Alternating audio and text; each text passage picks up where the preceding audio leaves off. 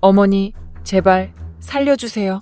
살이 타는 소리, 비명과 함께 15세 소녀의 등이 붉게 달아올랐습니다. 조선 최고의 의원이라는 이름을 지닌 남자. 그의 손에는 붉게 달군 인두가 들려 있었습니다.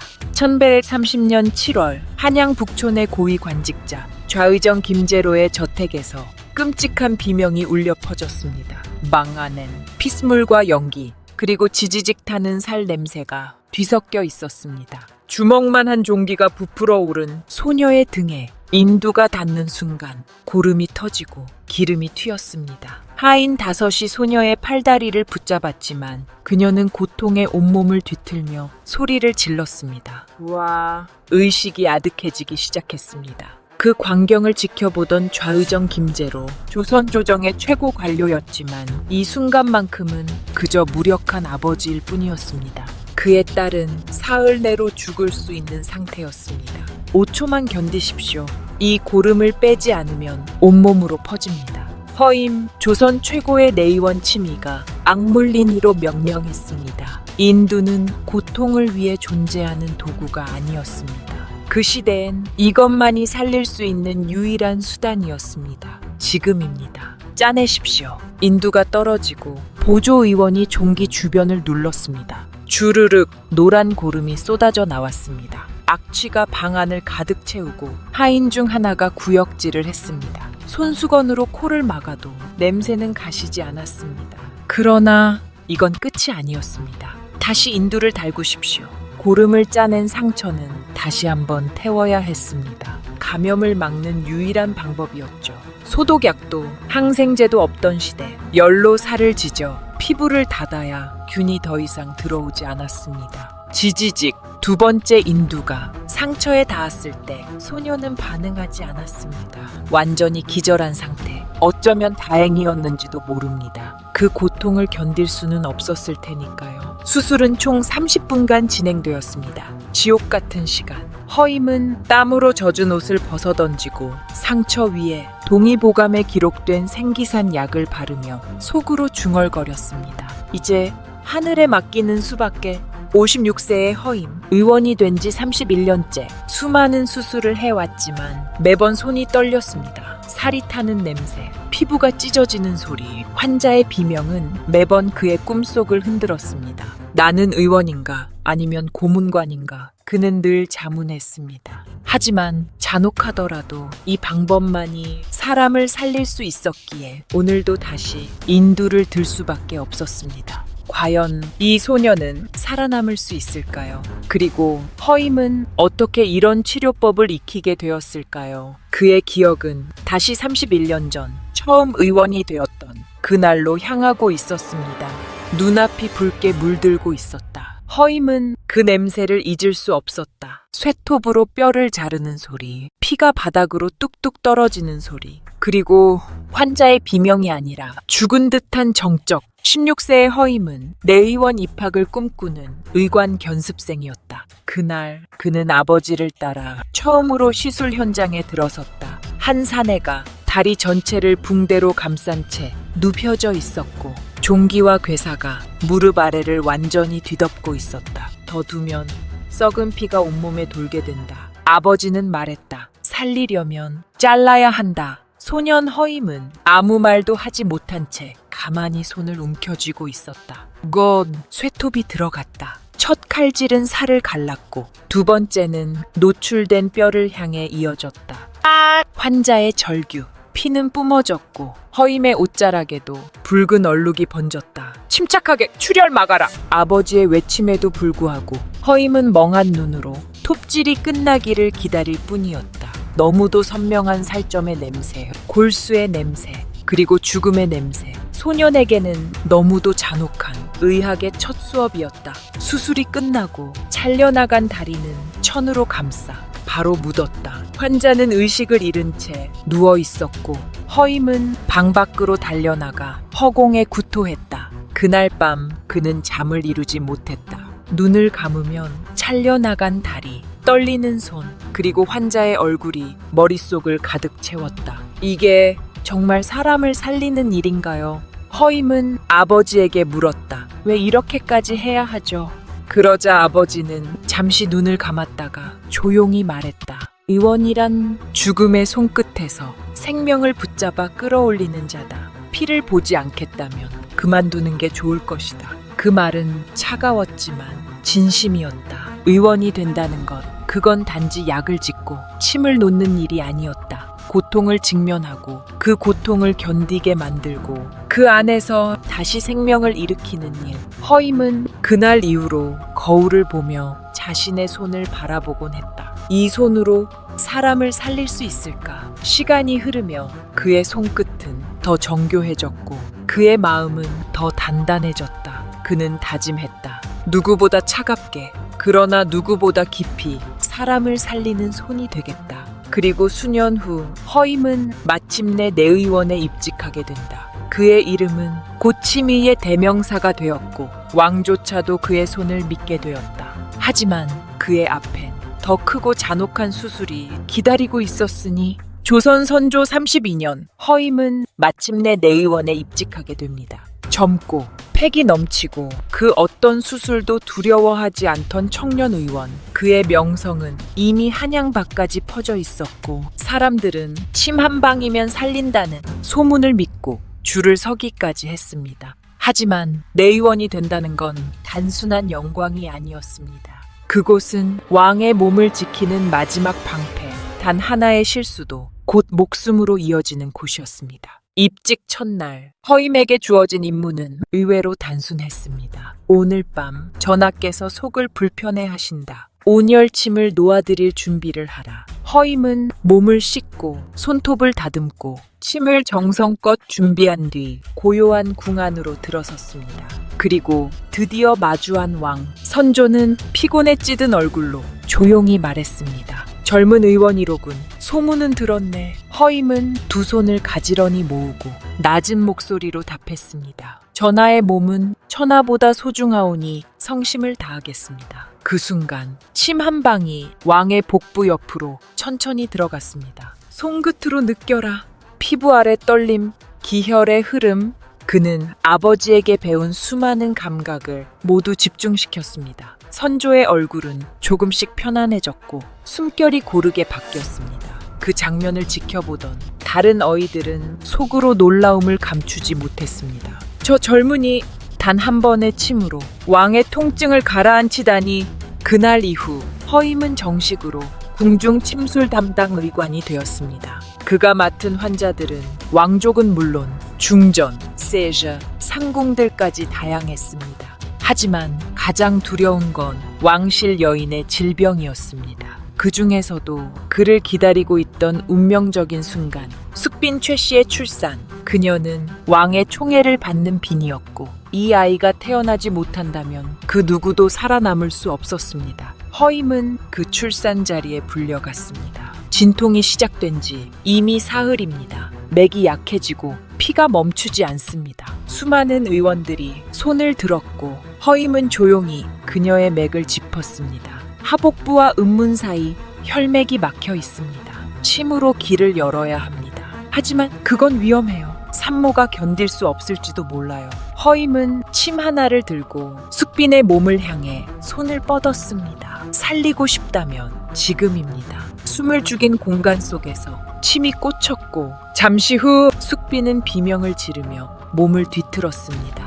그리고 피 한 줄기와 함께 산통이 시작되었습니다. 그날 밤 왕자 하나가 세상에 태어났고 궁 전체가 함성으로 뒤덮였습니다. 그 왕자는 훗날 영조라 불리는 왕이 됩니다. 허임은 그날 또 하나의 생명을 살렸고 그 손끝의 책임을 다시금 깊이 새기게 됩니다. 그러나 의원이 된다는 건 항상 생명을 구할 수 있다는 뜻은 아니었습니다. 어느 날 한 사람의 죽음을 눈앞에 맞닥뜨리게 되면서 그는 다시 한번 의술의 한계를 마주하게 됩니다. 한밤중 내의원의 바깥 창문이 바람에 덜컥거리며 울리고 있었다. 그 안에서 허임은 두 손을 가만히 바라보고 있었다. 그 손엔 아직도 따뜻했던 맥박의 감촉이 남아 있었다. 그날은 가을비가 추적추적 내리던 날이었다. 병세가 급해진 세자의 스승 정순대부가 궁 안으로 급히 옮겨졌다.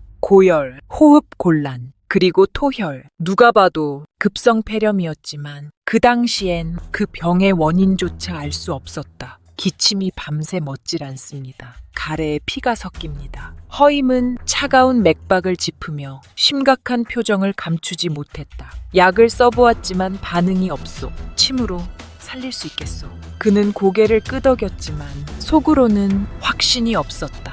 그는 폐와 연관된 경혈에 정확히 침을 놓고 몸에 열을 식히기 위해 얼음 주머니를 이마에 대었다. 그러나 맥은 점점 더 약해졌다. 가슴이 가라앉고 호흡은 끊기듯 이어졌다. 정순대부님, 곁에서 제자들이 부르짖었지만 이미 그의 눈은 초점을 잃고 허공을 응시하고 있었다. 그렇게 첫 사망자가 허임의 손 아래에서 조용히 눈을 감았다. 그 순간 침이 꽂혀있던 손끝이 덜덜 떨렸다. 허임은 아무 말도 하지 못한 채 그 자리에 멍하니 앉아 있었다. 그를 믿고 맡긴 사람, 수많은 생명을 살려왔던 손. 그러나 그 손으로도 살릴 수 없는 생명이 있다는 사실. 그는 처음으로 의술의 벽 앞에 무너져 내렸다. 며칠이 지나도 허임은 말을 아꼈다. 사람들은 그의 무게를 이해하지 못한 채 조용히 속삭였다. 명침 허임도 결국 신은 아니었군. 하지만 그는 누구보다 더 깊은 반성과 자기 회의를 반복했다. 나는 어디까지 갈 수 있을까? 이 손은 살리는 손인가? 죽음을 늦추는 손인가? 그는 며칠 밤을 내의원 침상에 앉아 한 줄 한 줄 자신의 의술 노트를 다시 정리했다. 실패한 처방, 반응 없는 맥박, 허망한 죽음의 징조들. 배워야 한다. 나는 아직 부족하다. 그의 눈빛은 다시 불을 품기 시작했다. 이후 허임은 의술을 넘어서 사람의 삶 전체를 바라보는 마음을 갖기 시작한다. 그리고 그가 다시 손에 침을 들었을 때 그 손끝엔 더 이상 흔들림이 없었다. 하지만 그 순간 전국에서 전염병이 발생하고 수천 명이 죽어나가는 역병의 시대가 찾아오기 시작하는데 792년 음력 4월 조선에 끔찍한 소문이 돌기 시작했습니다. 마을 전체가 열병으로 쓰러졌다. 사람이 숨을 헐떡이다 죽었다. 처음엔 동네별 병증이라 여겼지만 곧 지방관청에서 올라온 보고가 왕의 귀에 닿았습니다. 전하! 지금 이 역병 단순한 도끼가 아닙니다. 사람이 닿기만 해도 열이 오르고 3일 안에 죽습니다. 조선에 패스트로 추정되는 전염병이 퍼지기 시작한 것이었습니다. 왕은 명을 내렸습니다. 내의원 의원들을 즉시 각지로 파견하라. 그리고 허임 역시 목숨을 걸고 가장 피해가 심한 지역 개성으로 향하게 됩니다. 그가 도착한 마을은 말 그대로 죽음의 땅이었습니다. 초가집마다 문 앞에 흰띠가 걸려 있었고 사람들이 손도 대지 못한 채 안에서 시신이 썩어가고 있었습니다. 살려주세요. 아들이 열이 멈추질 않아요. 의원님, 제발 제 아이만이라도. 허임은 숨 쉴 틈도 없이 환자들의 맥을 짚고 고름을 짜내고 죽을 자들에게 물을 떠먹였습니다. 그러나 하루에 10명을 살리면 20명이 죽어 있었습니다. 그는 밤마다 들판에 무릎 꿇고 하늘을 향해 기도했습니다. 신이시여, 이 손에 더 많은 생명을 맡겨주소서.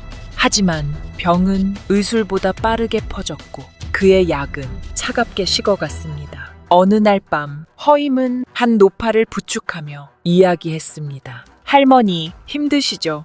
그녀는 연신 기침을 하면서도 작게 웃었습니다. 허 의원, 당신이 와줘서 우린 이미 살았소. 그 순간 허임은 알았습니다. 의술이 전부가 아님을. 사람의 마음에 다가서는 손길, 그게 진짜 살리는 손이라는 걸. 그날 밤 허임은 자신의 약첩 옆에 작은 쪽지를 남겼습니다. 침은 병을 찌르지만 진심은 병을 꿰뚫는다. 전염병은 결국 2계절을 휩쓸고 나서야 조금씩 잦아들었습니다. 그리고 허임은 200명 넘는 사람을 치료한 뒤 몸이 반쯤 무너진 채 한양으로 돌아왔습니다. 그의 손은 거칠어졌고 눈빛은 더 깊어졌습니다. 그 순간부터 사람들은 그를 치매가 아닌 이성이라 불렀습니다. 하지만 이제 그는 알았습니다. 진짜 두려운 건 병이 아니라 병을 외면하는 사람들의 눈이라는 것을. 그리고 그 눈은 조선 최고의 권력자 앞에서도 곧 마주하게 됩니다.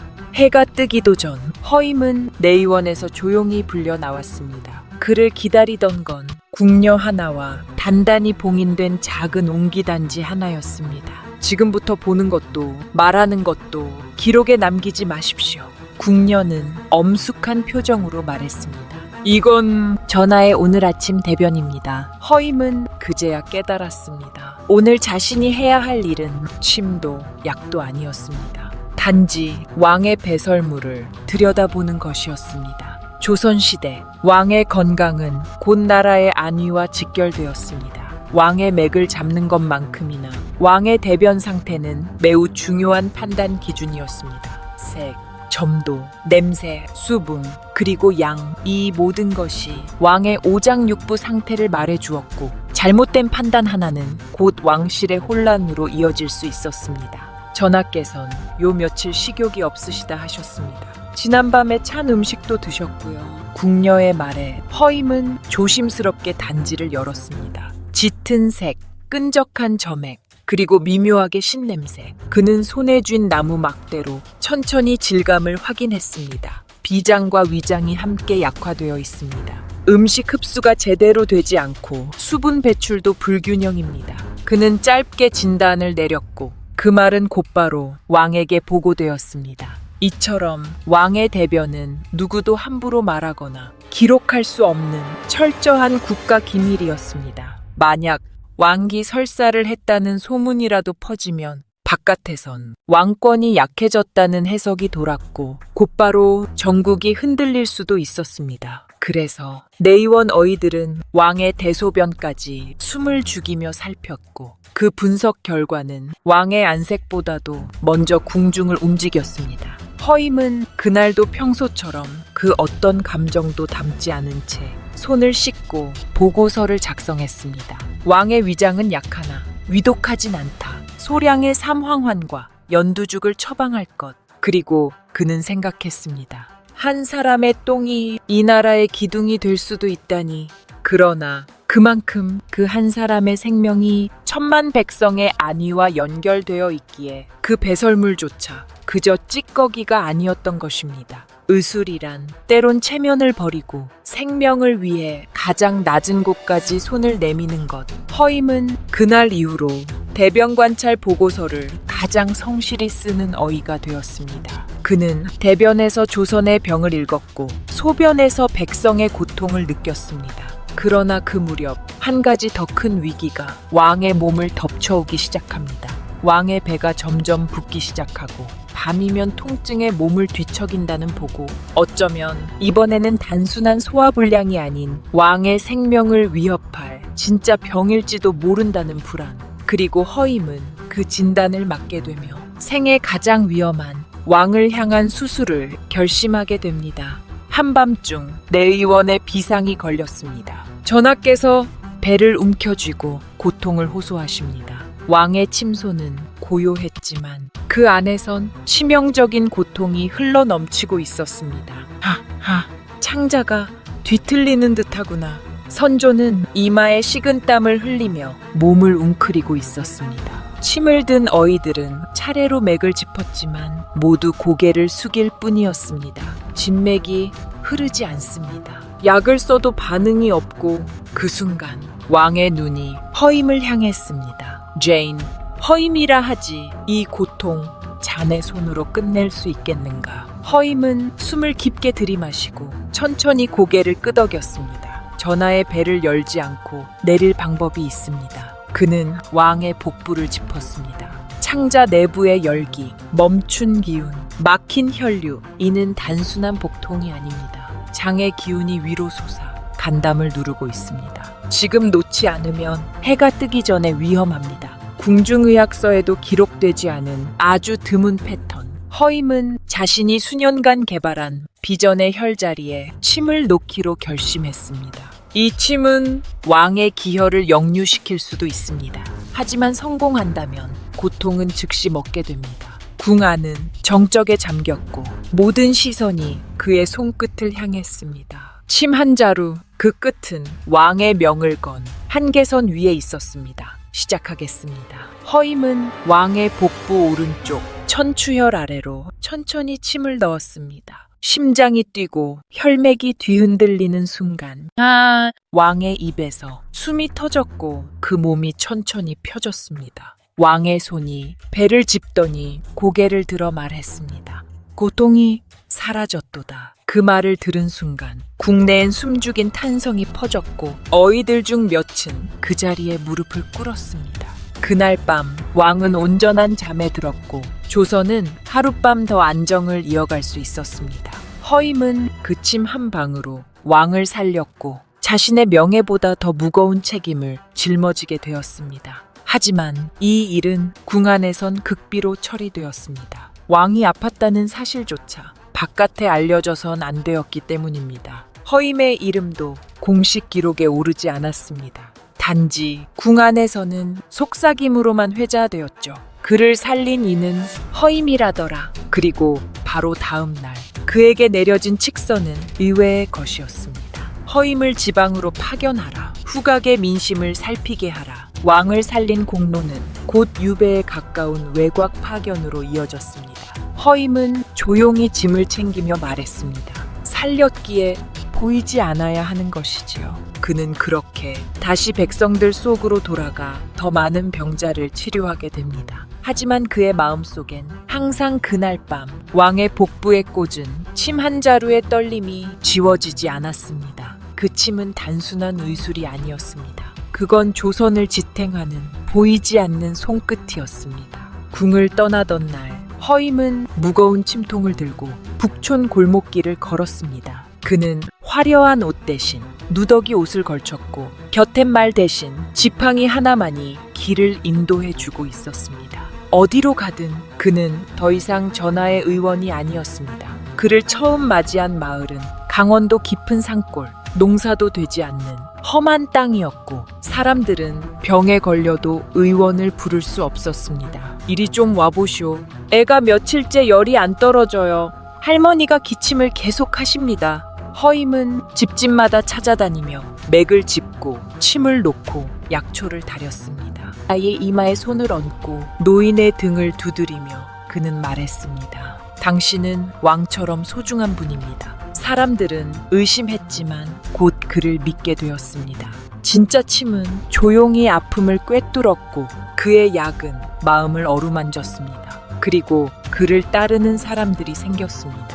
허 의원, 오늘도 같이 가요. 12살 아이는 그의 약재를 들었고 한 할머니는 그의 손을 잡고 산길을 인도해 주었습니다. 그는 더 이상 궁중의 대단한 치미가 아니라 산골 사람들의 해오 선생님이었습니다. 허임은 밤마다 작은 등불 아래 자신의 진료 기록을 정리했습니다. 이름도 모를 병, 세상에 없는 증상, 그리고 살리지 못한 사람들. 그는 슬퍼하면서도 기록을 멈추지 않았습니다.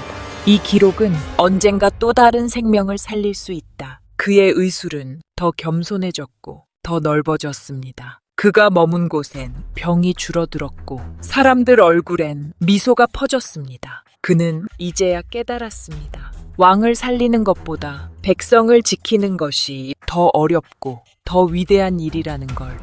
그의 이름은 언제나 조용히 불렸습니다. 어느 아이는 그를 할아버지 의원이라 했고 어느 어머니는 눈물로 감사 인사를 전했습니다. 그러나 그의 손은 점점 늙고 떨리기 시작했습니다. 이제는 후학을 남겨야 할 때로구나. 그는 마을의 헛간을 수리해 작은 학당을 만들었습니다. 그리고 그곳에서 아이들에게 가르쳤습니다. 의술은 칼도, 침도 아니다. 마음을 들여다보는 기술이다. 그는 침을 놓기 전 언제나 환자의 눈을 먼저 바라보았습니다. 그 눈동자 속 두려움과 아픔, 그리고 삶의 의지를 읽기 위해서였습니다. 그런 허임을 두고 사람들은 이렇게 불렀습니다. 그는 사람을 고치는 의원이 아니라 삶을 일으키는 분이었소. 초가을의 바람이 산을 지나 허임의 마당에 스며들었습니다. 그는 흰 수염을 쓰다듬으며 서재 창문을 열고 낙엽 떨어지는 소리를 들었습니다. 예전 같았으면 진맥을 위해 부지런히 마을을 돌았겠지만 이제는 그저 조용히 책을 넘기는 날이 많아졌습니다. 손이 떨리고 눈이 침침해지고 어깨는 자주 저려왔습니다. 그러던 어느 날 제자가 급히 달려와 말했습니다. 스승님, 마을 남쪽에 사는 노파가 숨을 쉬지 못하고 있습니다. 의원이 오지 않아 사흘째 방치되었다 합니다. 허임은 조용히 고개를 들었습니다. 그분 예전에 나에게 약초를 나눠주던 분이지. 제자들은 그를 말렸습니다. 스승님, 몸이 약하십니다. 이젠 다른 의원이.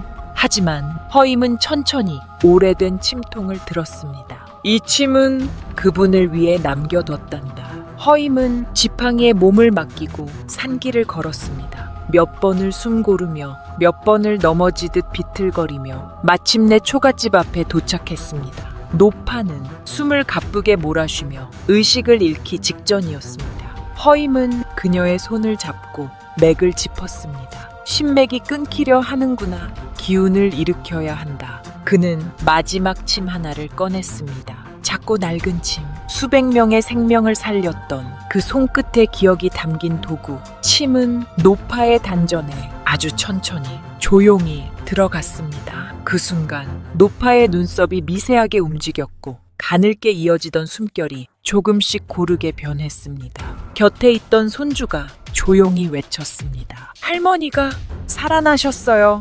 허임은 가늘게 웃으며 작게 속삭였습니다. 이 침이 이 생을 살리는 마지막 침이구나.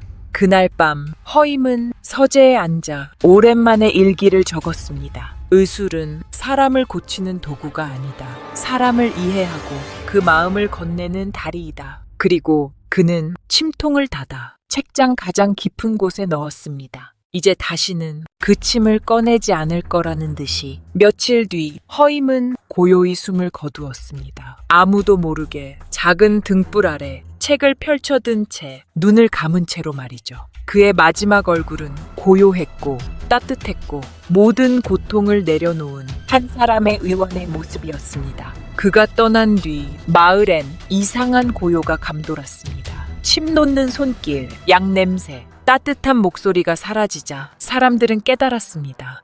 우리는 한 사람에게 너무 많은 위로를 받았었구나. 허임의 초라한 무덤엔 묘비조차 없었습니다. 그저 산 너머에서 부는 바람이 낙엽을 살짝 덮고 있었을 뿐. 하지만 그가 남긴 것들은 결코 사라지지 않았습니다. 허임이 마지막까지 정리한 의술 기록은 후학들 손에 전해졌고 그 기록은 훗날 침구 경험방젠 주징겜뽕이라는 이름으로 퍼져나갔습니다. 그 책에는 이런 문장이 남아 있었습니다. 침은 몸을 찌르되 마음까지 닿아야 진짜 치료다. 그의 의술은 기술이 아닌 철학이었고 그의 철학은 시대와 사람을 넘어 오늘날까지도 울림을 줍니다. 조선은 그 후 수차례 전란과 흉년을 겪었지만 백성들은 허임의 이야기를 입에서 입으로 전했습니다. 옛날 왕의 병도 고치고 상골 노파도 살린 의원이 있었지. 그는 침보다 마음으로 진료했다더라. 그 사람 허임이었지. 그 이름은 더 이상 한 사람의 이름이 아니었습니다. 그건 모든 의원이 닮고 싶어 하는 이상 리쇼의 상징이었고 모든 환자가 기다리는 희망의 이름이 되었습니다. 오늘날에도 한국 곳곳에 침술원엔 그의 초상화가 걸려있고 한의학을 배우는 학생들은 그의 책을 넘기며 이렇게 중얼거립니다. 나는 허임처럼 되고 싶다. 그렇게 한 사람의 손끝에서 시작된 따뜻함은 조선을 지나 오늘까지도 사람들의 삶을 어루만지고 있습니다. 의원이란 무엇인가? 침이란 무엇인가? 허임은 그 질문에 침묵으로, 손길로, 그리고 인생 전체로 답한 사람이었습니다. 그리고 그 답은 지금도 여전히 우리에게 이렇게 속삭입니다. 고통을 마주하되 두려워하지 말라. 사람을 본다는 건 몸이 아니라 마음을 보는 것이다. 그 이름 허임, 그는 조선을 살린 손이었다.